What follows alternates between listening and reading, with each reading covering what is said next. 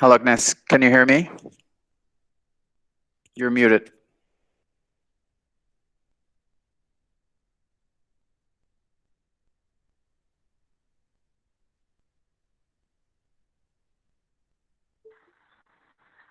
Hi, can you hear Hello. me now? Hi. Yes. Yeah. Yeah, can hear you. Perfect.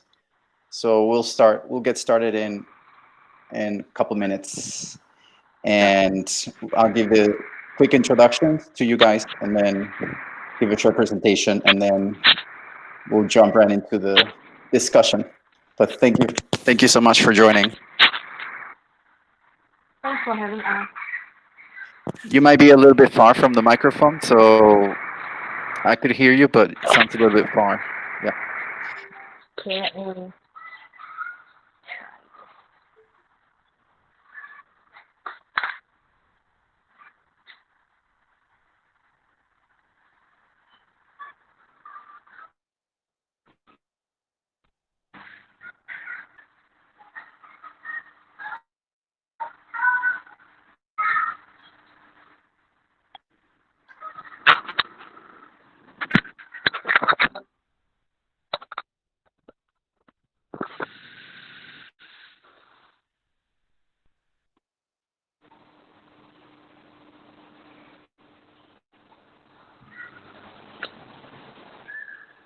Wait.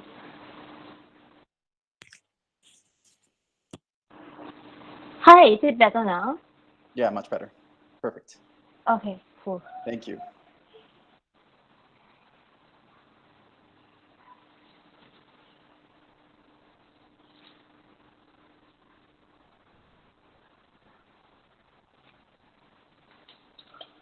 Perfect. So let's get started. So hello everyone. Thank you so much for joining. This is our 16th webinar. Um, and for this time we're pretty excited because it's definitely a topic that has been of interest to our community at wide, and we have definitely a very interesting set of panelists. So I'm really excited to have the discussion with all of you. So the way we'll go about it, I'll give a quick introductions to our panelists, and then I'll give a short presentation, and then after that we'll jump right into our discussion. And if you have any questions throughout our discussion, please post them on the chat group, and then we'll read them out loud. So the whole webinar will be around 60 minutes. So we're trying to make it, short.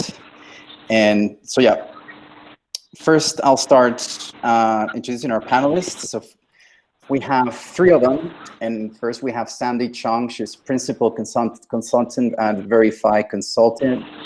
She's a Harvard alumni and also multi-award winner, contributor, and an educator in international business with over 15 years of experience leading international expansion, corporate branding, and strategic alliance projects worldwide. She's also winner of Asia's Top Sustainability Women of the Year of 2019. So how are you, Sandy? Good, thank you. It's Verity Consulting, not Verify. All right, Verity Consulting, I apologize. No worries. So you're right now in Perth, Australia, correct? Yes, I'm stuck here in Western Australia. Can't complain. Okay, Beautiful place. perfect. Well, thank you so much for joining. You're And now welcome. we have Shayla Berman. She's campaign management specialist at APAC Dig B. Shayla has handled multi-million-dollar portfolios and co-founded a successful exited startup. She's passionate about data because they show trends and tell stories that help people in decision making. She sits on the board of Primetime Business and Professional Women's Association, and is the global online marketing lead for She Loves Data. So thank you so much, Shayla, for joining. You're in Singapore right Thanks, now, Adrian. correct? Yes, I am in Singapore. It's actually DGB. That's the name of DGB, the sorry. company. Yes, that's all right. DGB. Sorry about that. Thank you so much for joining us, Shayla. And now we have Agnes Go. She's digital marketing, content strategist, and writer. So Agnes professional milestones include driving 5,000 event signups within 3 months and building a 6,000 member strong community from scratch in 12 months. She has been casted in numerous productions, including films, commercials, and corporate videos as an actress and as a model. So thank you so much, Agnes, for joining. Thank you so much for the introduction. I feel very humbled to be alongside so many wonderful panelists. So yeah, looking forward to the session. You're in Singapore right now as well, correct? Yes. Okay, perfect. Thank you so much, guys, for joining. So what I'll do now, I'm gonna give a very, very short presentation about our community and some of the things basically we've been basically doing the last few months. So I'm gonna share my screen right now. And can you see it? Can you see the? Yeah. Okay, perfect. So just to give you a little bit of background, my name is Adrian, and I grew up in North America, but right now I'm in Tbilisi, Georgia. I'm stuck here, and the borders are literally closed here, so I can't go anywhere. And also, actually, I've been doing videos on YouTube about, you know, some of the things that I've learned regarding travel and some interesting things I've basically find across the world. But my background, I'm a tech guy. I'm been working with tech. Like I've started like 5 companies, and I'm a developer by background, actually, right? And so in 2014, we started GST in New York City. Our first event, we hosted it there. So it's been 6 years, and since then we've done 100+ events, tech events across the world, you know, from Singapore to Tokyo to Hanoi, Bangkok, Mexico City. We've done like 35+ different cities across the world. And really our mission as a global community is to link up tech ecosystems, right? Specifically emerging tech ecosystems across the world. But one key mission of our community is, you know, to think about how technology can solve the most pressing problems, right? So last week we had our community lightning talk. So we asked our community to show us what kind of projects they were actually working on. So basically we had a webinar and we had 5 presentations, which I'll be sharing. I'll be basically give you the outline of those presentations and projects. But before that, I'm going to tell you a little bit about GST and what we're doing as a platform, right? So platform and community. So we've been, you know, because of COVID, we started doing webinars. Before we're doing obviously live face-to-face events.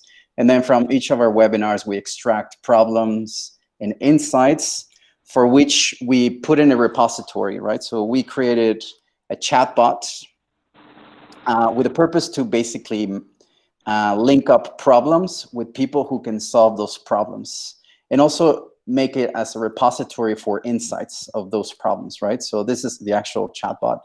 It's on Telegram, which we'll be sharing with you next week or so. So now I'm going to share with you some of the projects that people presented last week from our community. So the first one is Rennie, who is working on a technology using blockchain for social coupons, right? He's a blockchain consultant. So he's basically using blockchain to raise funds for social coupons. Also, he's based in India. Niall, he's based in Kenya. He's working on feeding workers in Kenya with a digital meal voucher. This country has 41 obviously, Kenya has 41% smartphone penetration. The problem is that employers cannot feed, and many employees end up skipping lunch altogether. So many food merchants therefore lose a big potential market. So this is the project he's working on. Also, Victor, who is based in Canada, is working on a financial passport for study abroad to help international students settle overseas. This will simplify the process to pay for things like tuition and daily fees when studying abroad. So many students have to go through the long process of opening a bank account in that country. The financial passport will make it easier to withdraw cash and liquidate their funds. So he's working out of Canada. Alejo, he's CEO of Efecto. He's based in Mexico. So he's working on a product that would enable electronic payments for semi-urban and rural areas in Mexico. Their market is over 2 million people with no access to digital solutions for payment. They're looking to complete funding for the initiative. So it's like sort of like a financial inclusion, right? And so, yeah, those are the projects we had from our community last week. So now I just wanted to share with you, just to give you an idea that people, we have people working on different kinds of projects throughout the world. And now we're going to jump right into our discussion with Sandy, Sheila, and Agnes. So I'm going to stop sharing my screen here. So yeah, let's jump right in.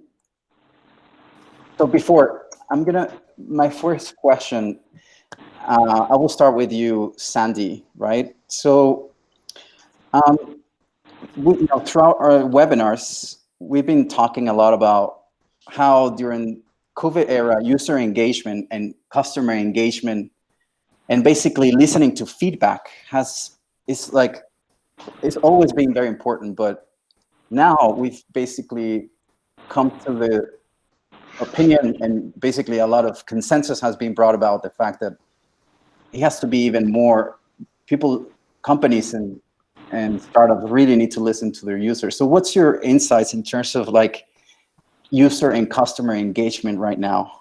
And what are some of the changes? What are some of the things you see evolving throughout 2020 and the foreseeable future? Yes, that's a good question. So over the last couple of months, a lot of our clients come to us and are frantic about moving on to a digital platform. And this whole thing it has now taken priority. In the past, it used to be a good to have, or it used to be a second thought. And now they realize that if they haven't got some ways to digitally engage their clients, then they are going to be off the minds of their clients, and out of sight is out of mind. So just to give a bit of context, during this crisis, people go through a lot of emotions, fear, uncertainty, and also a lot of anxiety, which means they're always on the lookout for a good bargain or a good value. And therefore, the likelihood of them switching brand is extremely high. So it's as high as 60% or more. In other words, if you don't know how to retain your clients at this time, most likely they might switch. And if they like the products of your competitors, 20% to 30% of them might just stay. So the question comes to us a lot of times as in like, what technology should we do? Should we just do the physical thing and be on every social media? And to be honest, from our experience with large corporations, medium-sized firms, and even small companies, digital transformation really is not about technology. It's really about your value proposition. So your value proposition would have to change, or you would have to look into how to better engage your customers. But even before that, you need to understand, what do customers want? Where do they communicate? Where do they buy their products? What channels do they use? And what concerns they're top of mind at the moment? Yeah, so we can go into all sorts of interesting AI and technology that would extract all sorts of data, but where do you start? So that's another, key challenges. Where do companies need to start? Do they have a digital team to start with? Most likely they don't, if they haven't thought of this. And if you have a business team, that's great. How are you going to start transforming and transferring all your knowledge into, say, for example, a digital unit or a digital personnel to communicate with target audience? So there are 3 levels of data we tend to advise our clients to look into, and anyone can do that. You don't have to have very sophisticated software to do that. So the first one is basically to leverage on your own internal traditional data. So those traditional data could come from the surveys that you've done in the past, the feedback that you've gotten from your customers. So the very basic things of your customer demographics. Where do they live? How old they are? What is their discretionary income? All that information. And how do they use your products, right? Do they use it as a functional thing, or do they use it as an aesthetical thing, lifestyle, luxury? What is it? And what is the profitability for that particular product? Okay, so that's the first thing that you can do. And once you have all those information, then you can have a look at the second group of data, which is very much relating to your internal non-traditional information. So like the phone calls that they made with you, how much do they spend with you on a regular basis or seasonal basis? What are the call records like? How often do they call you, and which time of the year do you get the most calls? The email records, the life cycle. So all these are pretty, how should I say, harder to lock down, but they're all there. They're all in your company's record. Once you get the first group of data, the basic data, the second group of data, which is slightly more unstructured, then you can have a look at the third one, which is your external data. So what do people say about you? Your social media accounts, what do people like? What do people respond best? And also, what are your partners externally? What are your associates externally say about you? Right? And once you actually have all that information, you can then have a look at slightly more macro data. What do the industry leaders say about you? What do the trends say about this specific sector or industry that you're serving? So that's just a start. I thought I give the stage to other speakers before we go into more details. Yeah. Amazing. That was amazing. Yeah, I have follow-up comments on that, but I would like to ask Shayla just to build a little bit on top of that, and maybe could we add what's some of your insights regarding customer and user expectations now in the current environment? You think, is it shifting completely expectations as basically as Sandy mentioned, your competitors are a click away now, right? Because everything's being moved online for most things, right? So competitors are like a click away or just like a few pages away, right? So what's some of your insight in terms of like marketing strategy in the current environment and user expectations and customer engagement? Thank you for that. And I would actually like to say that a lot of the things that Sandy spoke about, this is really true, regardless of which country you're at. Right now, it's Singapore. So let's take, for example, what's happened to the food and beverage industry. And I think Agnes would agree with me. When the whole COVID thing happened and the government imposed a circuit breaker, we didn't want to call it a lockdown, it was a circuit breaker. The companies that really got impacted were the ones in the hawker center, small businesses, especially in the food and beverage, but really anything that's really a small shop, mom and pop stores. And the reason for that is because Singaporeans, I'm actually Australian, so hi Sandy, and I've moved here. So it's a different dynamic wherever you are. But what I saw is that here in Singapore, a lot of people walk about. You can be at somewhere around midnight and there are still some coffee shops that are open. You feel completely safe. So people really go out and about. Now, what happened here is that a lot of the traditional smaller companies, they've never really built on their digital presence. And so what's happened here is that when this thing happened, there was this mad scramble of how are we going to start connecting with our customers? And the first thing that I noticed was some very enterprising individuals, I think there were two of them, who created AutoMe. So it's an app that connected these small food and beverage companies to the users. So what happened here is that there are still a lot of customers who say, if you want to order from us, message us on Facebook, give us your order on WhatsApp. So what you do is you type in your order, you text it, then you wait for them to confirm, then they give you your bank account details. And for me as a customer, that was a bit frustrating. So those who were used to it, they were fine. But for us who literally are working and at the same time trying to do stuff, you just want something very quick. And AutoMe became very popular because that addressed the issue of, I don't need to type anything. I just need to go, okay, it's all connected to your website, then I do that. And that actually gave some visibility to some of these food and beverage restaurants and shops. So now when you talk about user expectation, around this period, it's a matter of I need it and I need it fast. And so a lot of time what they want is I don't really want to talk to you because I'm so busy. There is no longer a separation between my personal life and my work life because some of us are probably working until 8 o'clock or 9 o'clock in the evening. And all you need to do is I don't want to cook, can you please deliver? So that is the other one expectation. And a lot of times here, until now, there's a lot of safe distancing. You can't even talk to your delivery person. You can't even talk to anybody. So everything is very transactional. So the user experience is very, very important. One, can we find you quickly? Can we contact you? If there are any issues, can we resolve that very quickly? And then people just move on.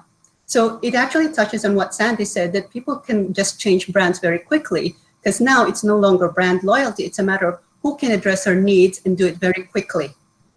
Eventually, as things ease and I guess society opens, that will probably change. But we're not going to be seeing a massive shift until about, I don't know, end of the year. Some people are saying maybe until the first quarter of next year. So you still need that visible presence. And the ones who are really suffering are those who still can't pivot. They still refuse to have a digital presence. And I keep telling people, you don't need to build this amazing, wonderful website and spend thousands of dollars on it. One, if you can only have Facebook, then fine, go on Facebook. If you can only do it on Instagram, be on Instagram, but be searchable. You need to be able to be seen. Once they start Googling your name or your company, can you pop up? Will you pop up? So that's the first thing. You need to be able to be reached. You need to be found. And can they reach you? How quickly can they interact with you? And how quickly can you deliver what they need? Perfect. Thank you so much for that, Sheila.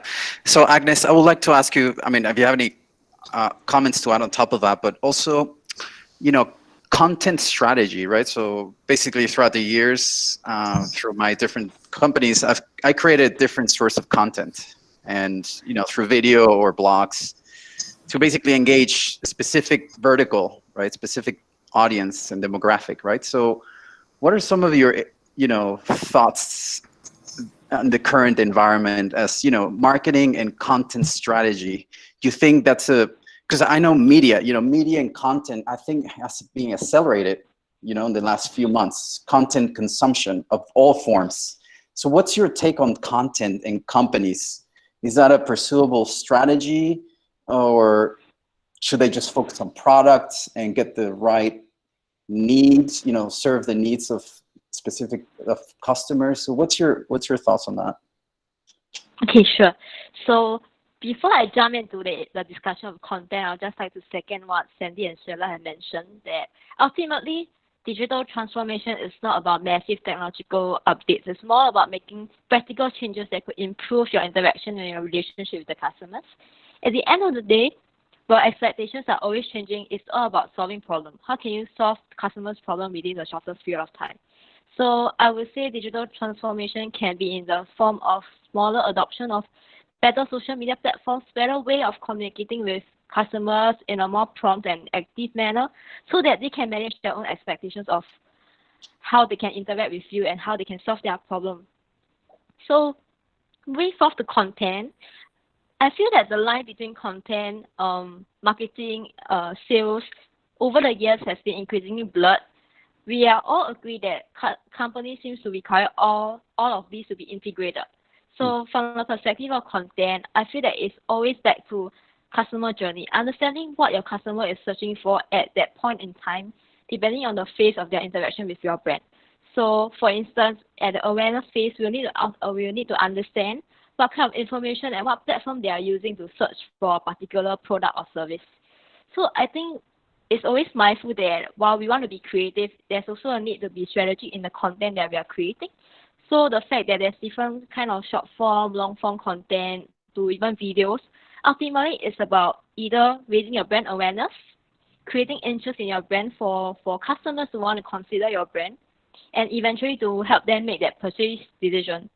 So as we create content, I think it's always good to look over and to have a consistent content strategy over a certain period of time, and to anchor different content segments that are relevant to different target audience to solve their problem and needs over their journey with your brand. Because right now, I think as business are struggling to stay afloat, we are always keen to jump into lead generation straight away. Yes. But how can you create content and expect people to just want to consider to buy your brand even before they know anything about your brand? So I think while we are keen to eventually convert customers, there's always a stage where we need to educate, inform, engage through content before even expecting customers to want to consider your brand. Right. Yeah. Awesome. Thank you. Thank you so much for that. So Sandy, I'll go back to you because I have some burning questions to ask. Sure. So regarding, and Shayla mentioned, I build on top of what Shayla mentioned, right? So actually I'm in Georgia right now, so there's like single-digit cases here per day. So life here is relative quote unquote normal. So how do you envision, I mean, you elaborate a pretty interesting strategy on the current climate. So how do you envision the transition to more of a, our old normal, based on the fact that companies are investing in, digital infrastructure, creating the right segments of data, internal and external, to basically understand users and customers' needs. But do you think a big shift in terms of like once countries unlock, right? Would this strategy change, or you think we're basically completely accelerating and remaining in a completely digital mode for which companies cannot take their focus on the digital focus and digital strategy? What's your take on that in terms of shifting gears? Okay, that's a big question and a long one. I'll do my best. And so basically, like all crises, there's the beginning, there's the middle part, and there's the end. Yeah. I think we're still in the middle for some countries. Although in Asia and Asia Pacific, the outlook seems, or the trend seems to be more positive than, say, in Europe or in America.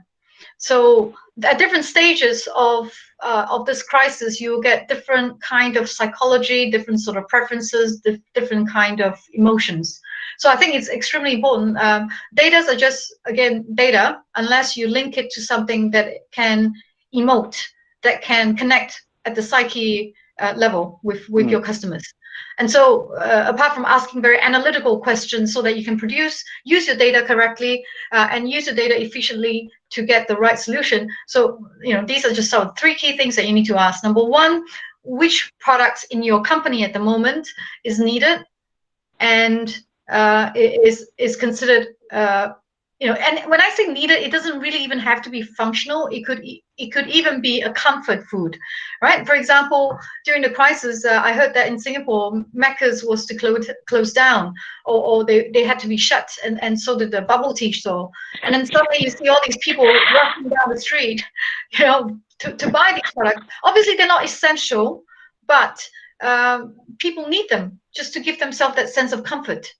So if you're in the middle of the crisis, like where we are now, then it's extremely important to understand a few things. People need a lot of information. Your message has to be inspirational, or it should give hope. Right? These are just some of the key things that you are looking at during the time of crisis. And I think it's important to understand when to use the right messaging at the right time. So people are saying, oh, do we use Facebook? Do we use TikTok? Do we use, what should we do? When in fact, instead of medium, you should really be focusing on messaging, right? And you can't come out with, or you can't craft the right messaging unless you understand your customers. So what is it that people need now? And so back to your other question with regards to during the recovery, what do people need? Well, people need direction. Mainly because they've gone through the 6 months or 4 month plus of lockdown, working from home, working remotely from their teams. It's a really troubling time. So people are actually near the end of that, and people are exhausted. They need clear direction.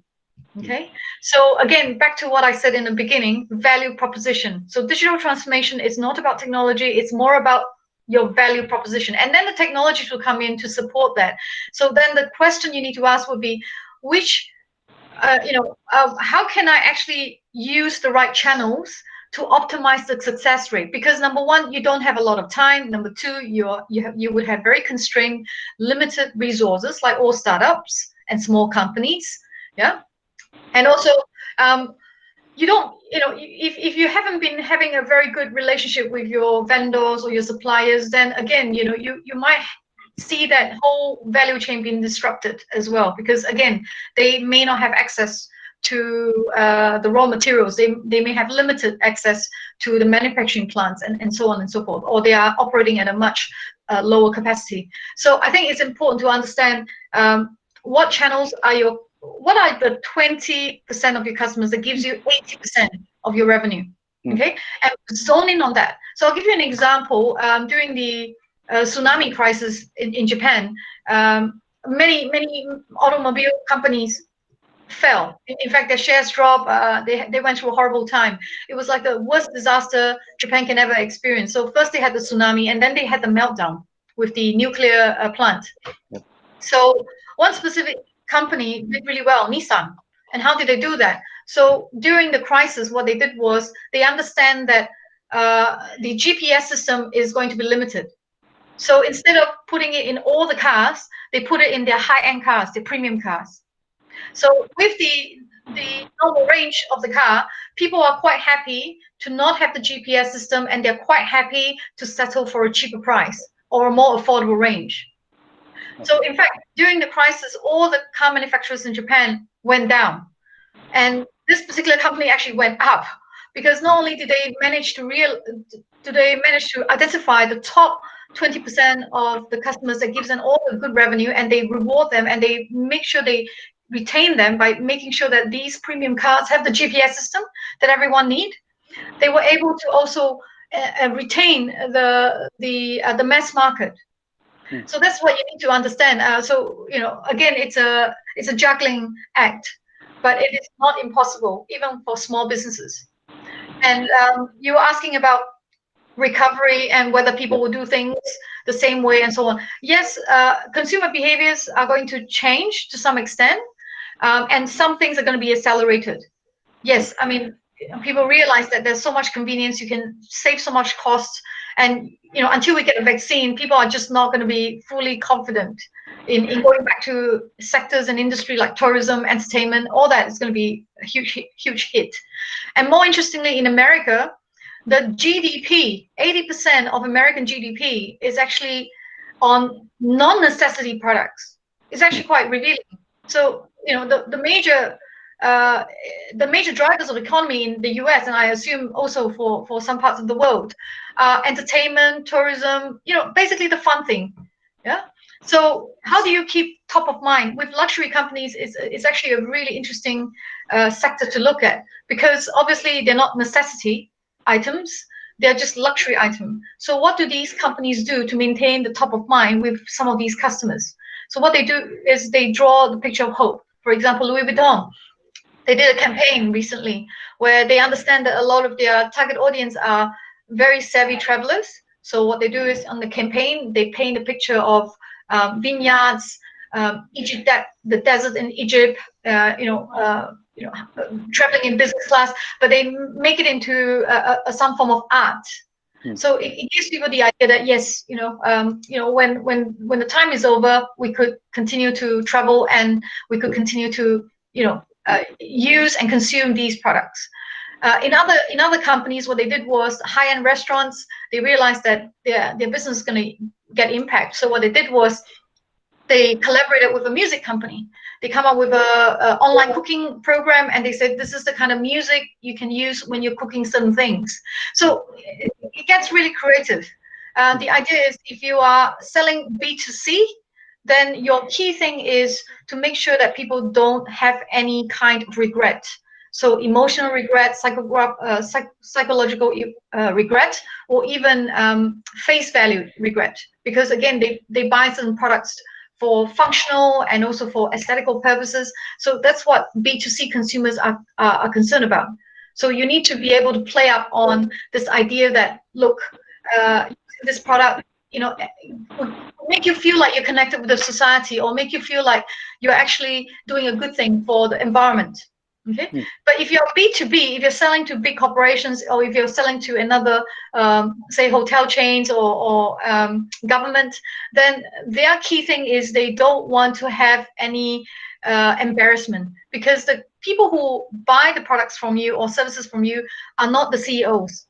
They are project managers, they're procurement managers, so their reputation is on the line. So for those who are selling to B2B, reputation and trust is key for you to put in your messaging.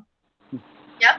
And so it's the same thing, like how do you actually translate this then to your teams and make sure that every message that you craft translate into all those value proposition. And then according to those value proposition, you can then pick and choose the digital platform that you need to communicate that out to your stakeholders. I hope that answered your question, Adrian. Amazing. You build up an interesting structure of value proposition, messaging, teams, and products, right? And the right technology platforms that would basically sort of connect all those areas, right? So Yes. thank you so much, Sandy, for that. That was amazing. So Shayla, I would like to tap you on messaging, campaigns, and like right now in many circles, they talk about recovery. We're in the recovery phase, and basically people are thinking recovery, but do it a recovery strategy that is actually better and more sustainable and even like greener and so on and so forth. So what are some of your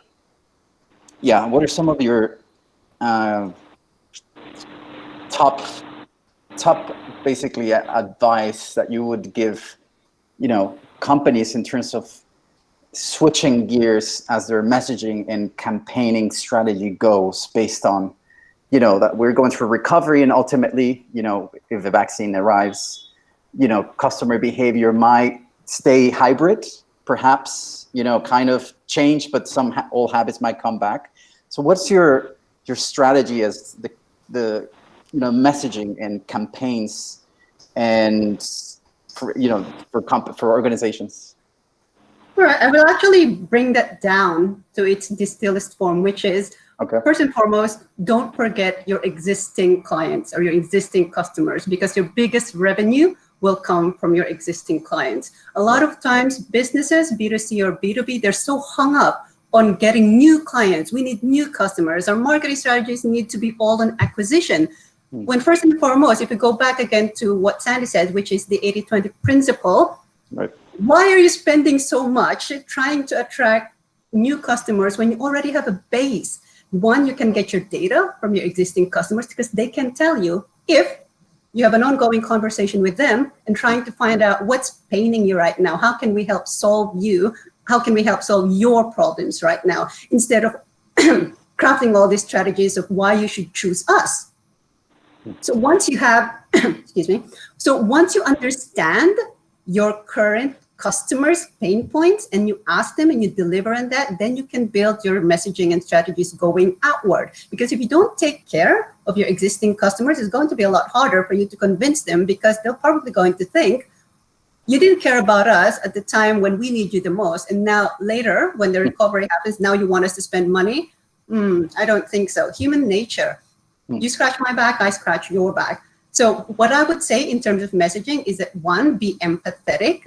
Like Sandy said, make sure that you understand what it is that they want. And I would actually go out there and say, don't just keep saying, buy from us, buy from us, buy from us. Even now, in my LinkedIn messaging, I get invitations from people to go, hi, we are this business. Would you like to get us? And I'm just thinking, you're missing the whole point here. One, you didn't even investigate what it is that I'm doing, what is the company that I'm representing does, and now you're asking me to buy something from you.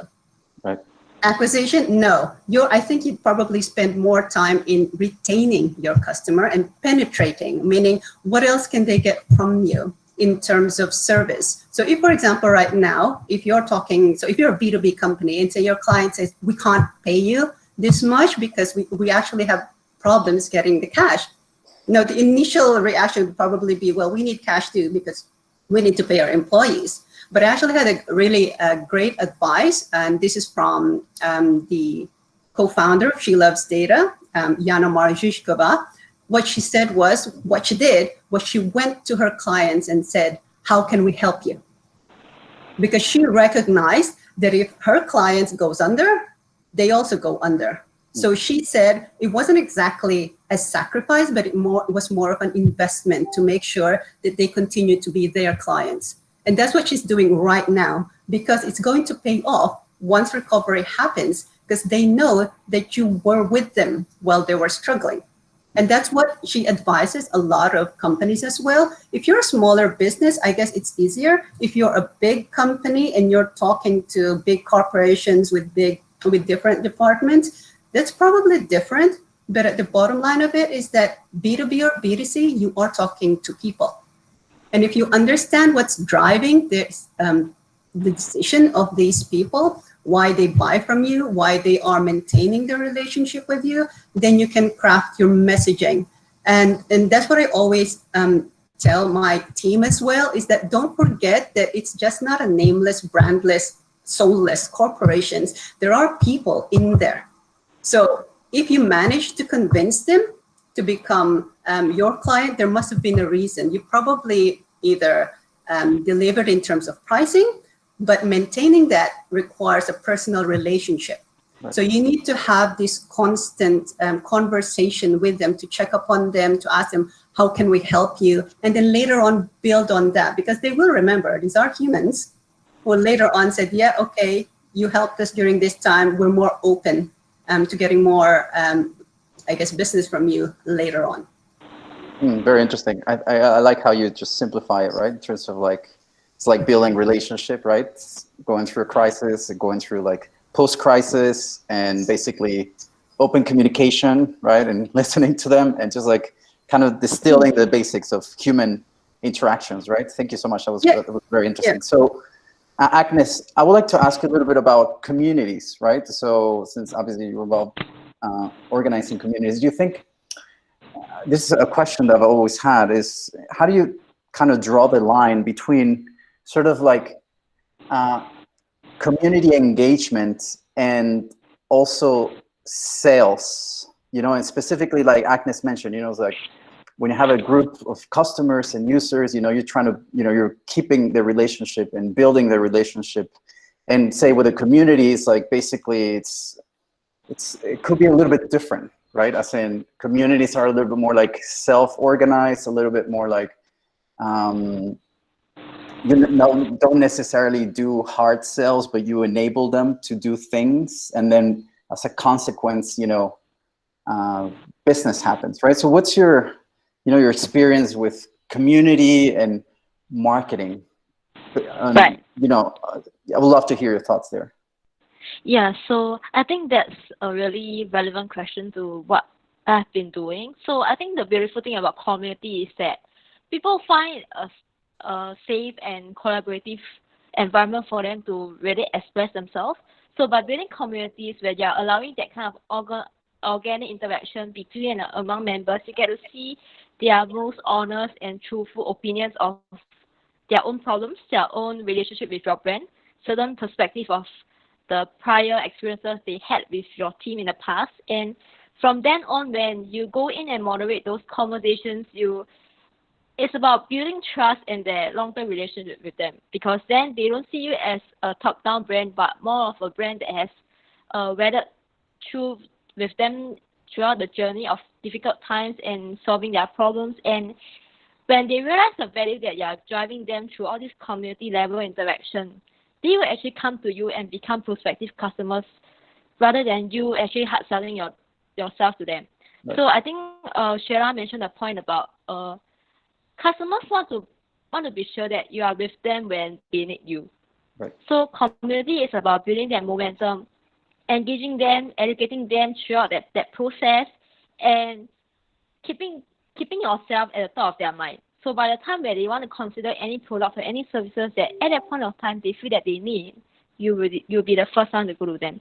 So I think in terms of striking a balance, it's also a matter of company direction, because then while you are the community manager, it's also a matter of aligning that with your decision maker in the company, be it your manager or your boss of that company. So I think internal alignment in terms of how to maintain this balance between community management and sales generation will be essential.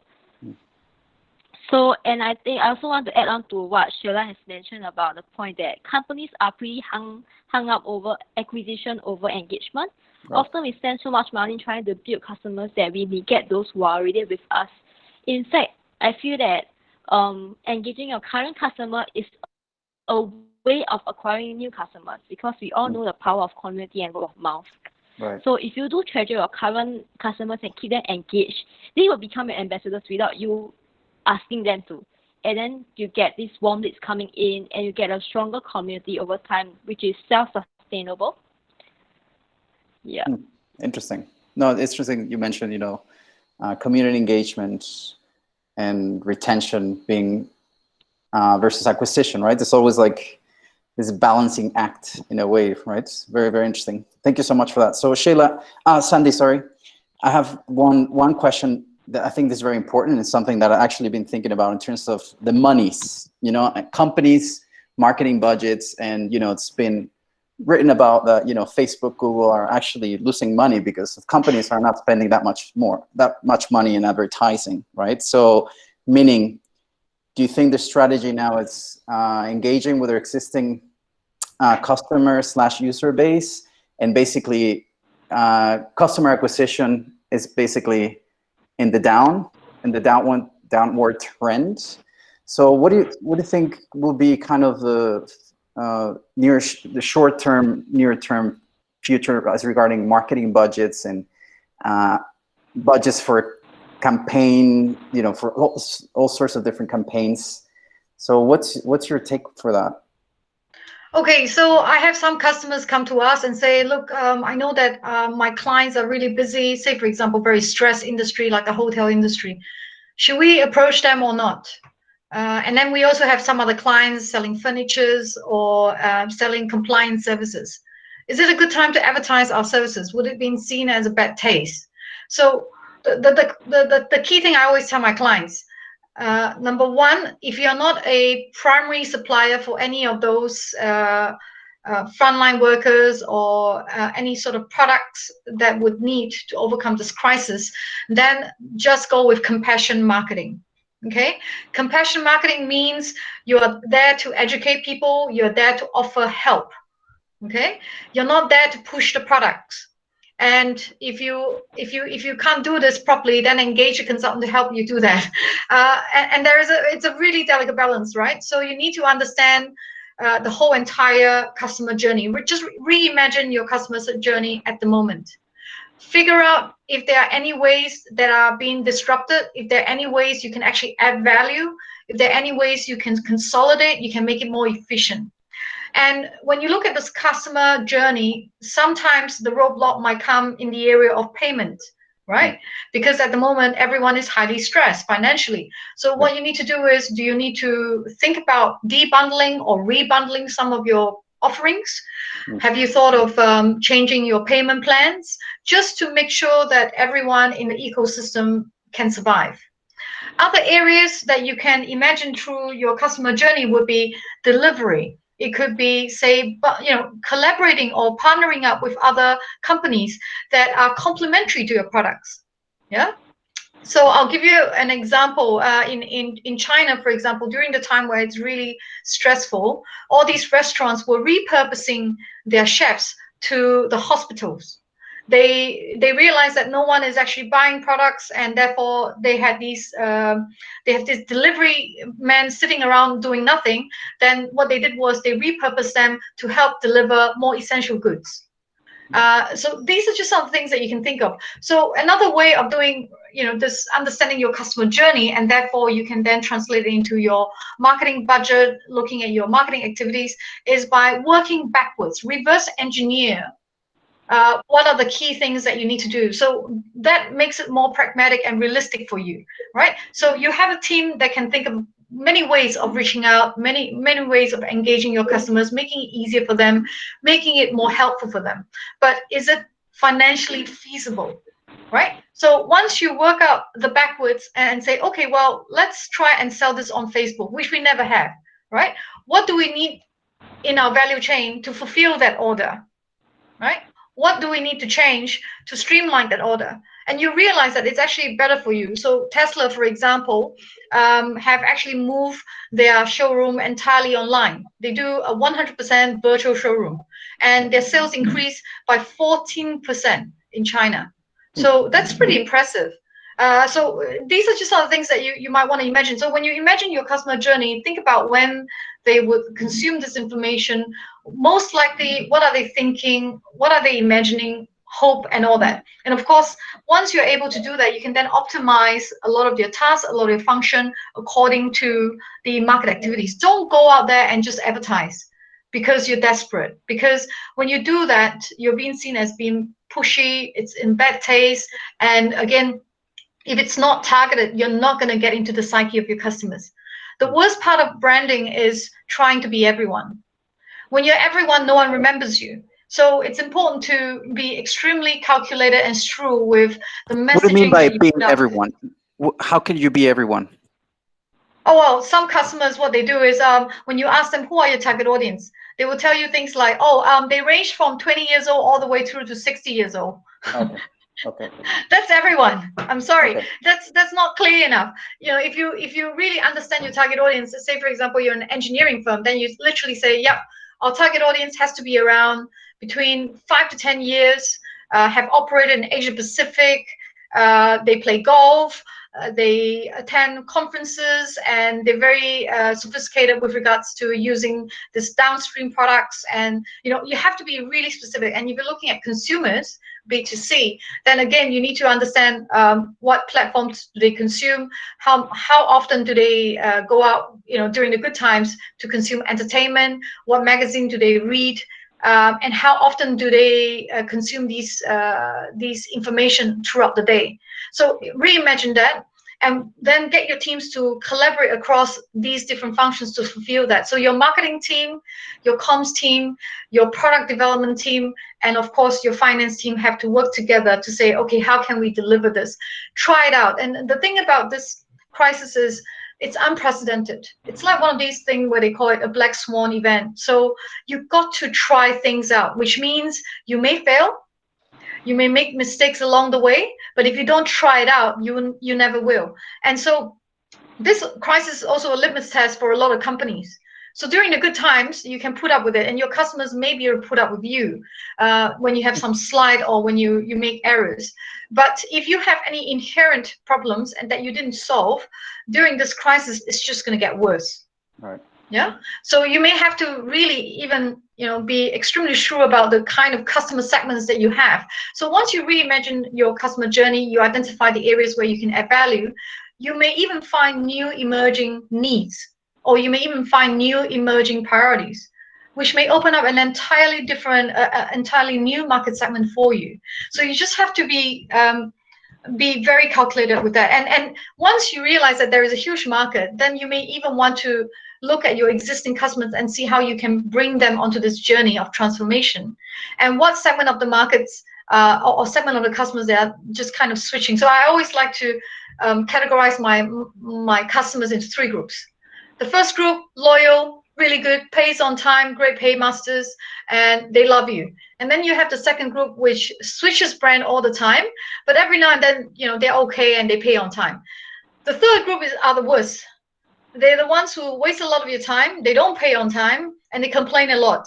Send them to your competitors. It's if you haven't thought of doing that, do that now, because you just don't have that time. Right. Amazing. Thank you so much for that, Sandy. Also, I would like to ask everybody who joined, if you have any questions, now is the time to shoot on the chats, because we're going to have to wrap up. So, Shayla, I would like to ask you on, so do you have anything a little bit, there's so many topics here. It's very interesting. You know, this is an area I'm thinking a lot about, actually. Yeah. What's your thoughts on regarding the customer journey? You think, how flexible should organizations think in terms of their messaging? You know, like, would your advice would be like, be incredibly flexible as, you know, identifying your customer journey and the messaging appropriately, and or stick with core value messaging, you know, and add things on top? What would be your strategy as, you know, messaging goes and going through crisis recovery and the user journey, as Sandy mentioned? You know, what's the sustainable strategy you think here? I think you've already mentioned it, and that is being true to your core values.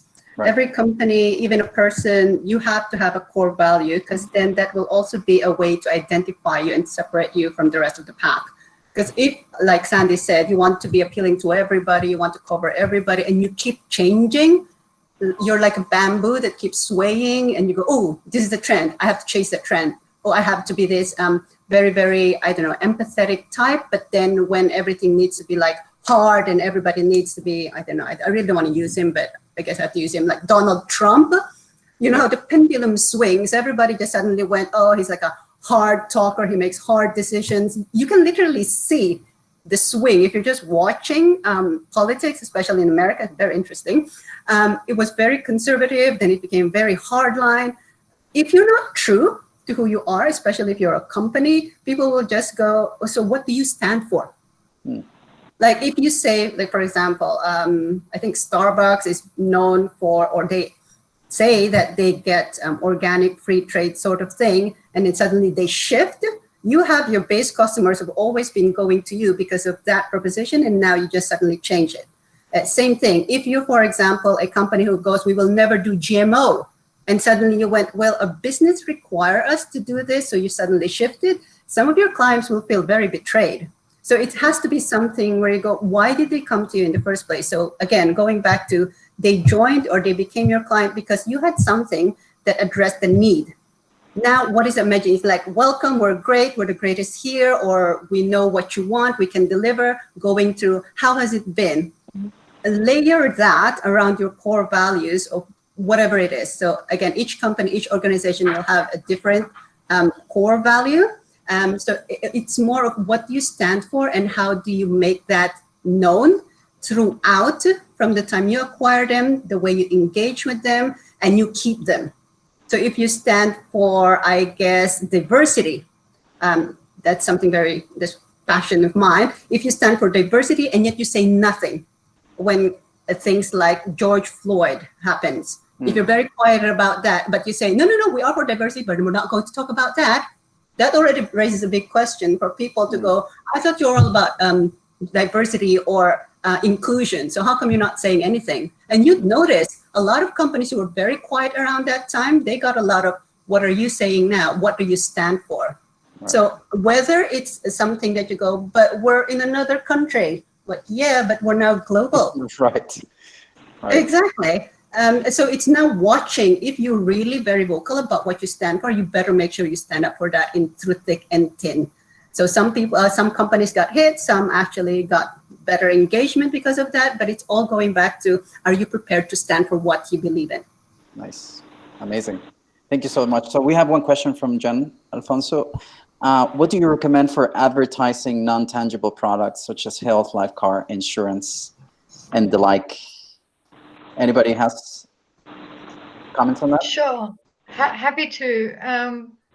So with regards to non-tangible products, again, it goes back to developing trust because, again, it's non-essential products, but it is something that people need to some extent.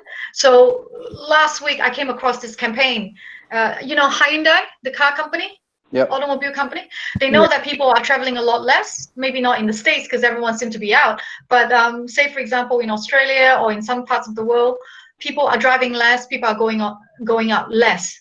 So what they did was, instead of trying to encourage people to buy cars, they said that they've collaborated with an insurance company called Assurance, right? So they are trying to tell people that they care about their customers, they want you to stay home. But if you are interested in buying healthcare insurance or any sort of insurance, you know, you're at the top of their mind.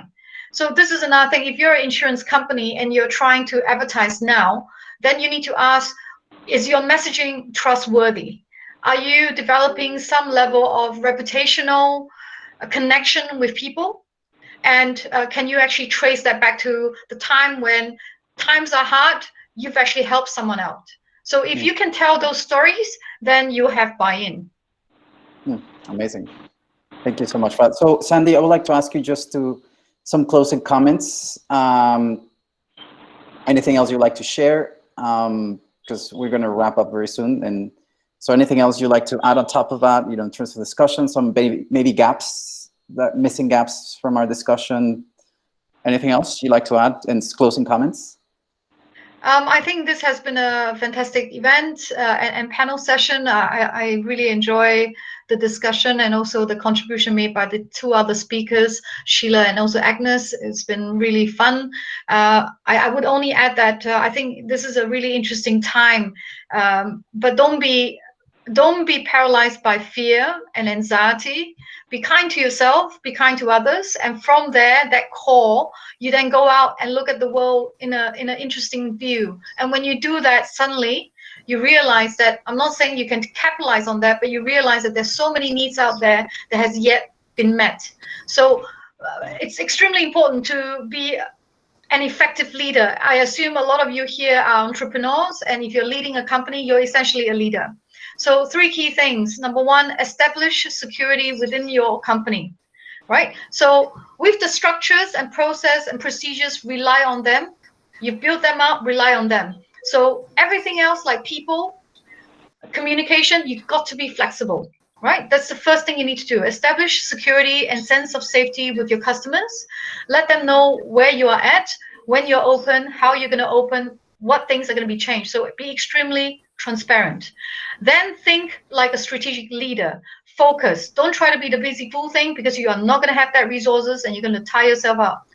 And then once you're able to establish yourself as a strategic thinker, then you can shift your mindset into thinking for opportunities, thinking innovatively, thinking creatively. You can't do that if you are stressed.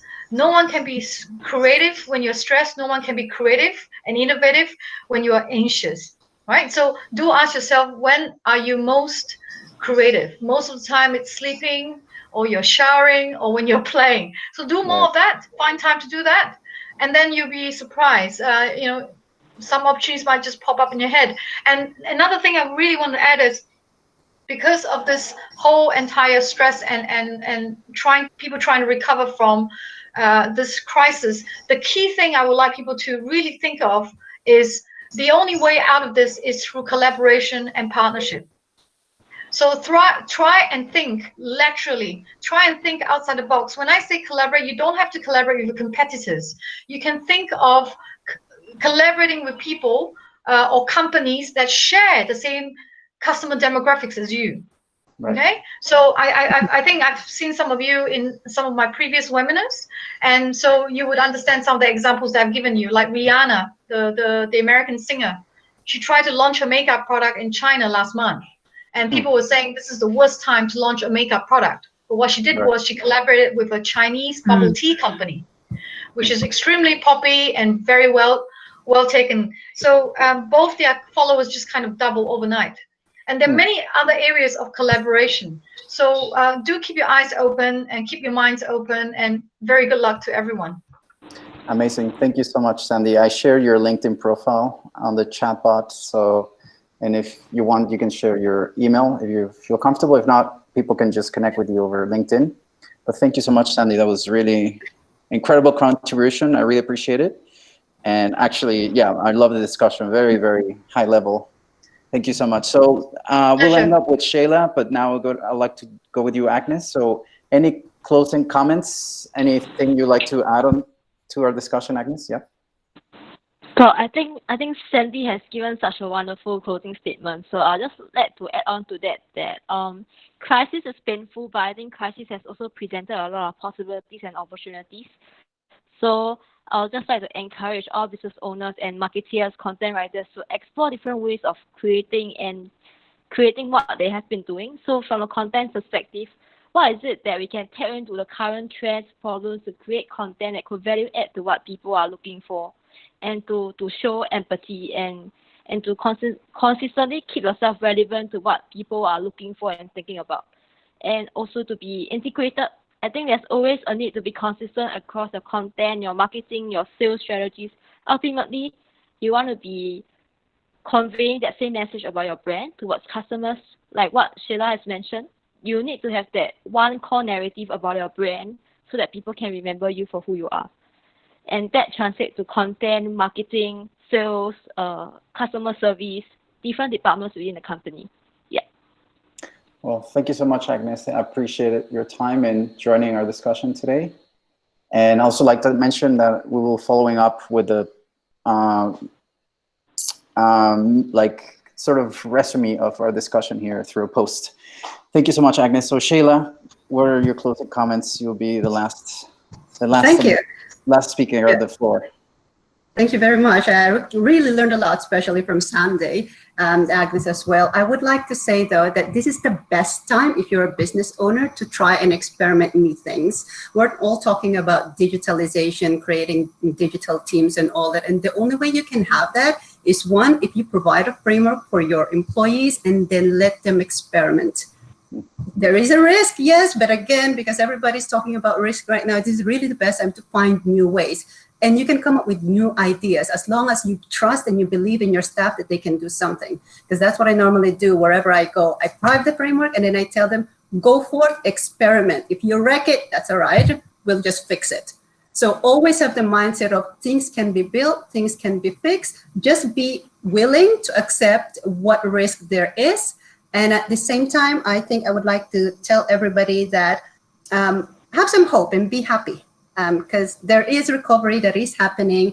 And like Sandy said, don't live in fear. This is actually the best time for you to find out what it is that you want to do. If you are thinking of setting up a new business, what is it that you can do to help others? Because it's more of that. If you find a way to help others, there is something that can happen that can become, I don't know, something that, like, this is a really trivial thing. Thanks, for example. So somebody just said, oh, I really need something, or maybe some other women need it too, and it did. All those little things that you probably thought nobody needs, but you never know unless you try. So experimentation is the key right now. And just find joy in what you see around you, because when you have fun, you attract more people. If you're dour and bitter and always so sad, you probably won't even be able to attract peace. So smile. And thank you very much for inviting me. Thank you so much. That was a great discussion. I really loved it, and I do so many. This is really cool. Thank you so much, guys. I really appreciate your time. Thank you for joining, everybody. And yeah, we'll see you at the next one. Thank you so much, everybody. Bye bye. Thank you so much. Thank Bye. you. Bye. I Bye. appreciate it. Thank Bye. you. Thank you.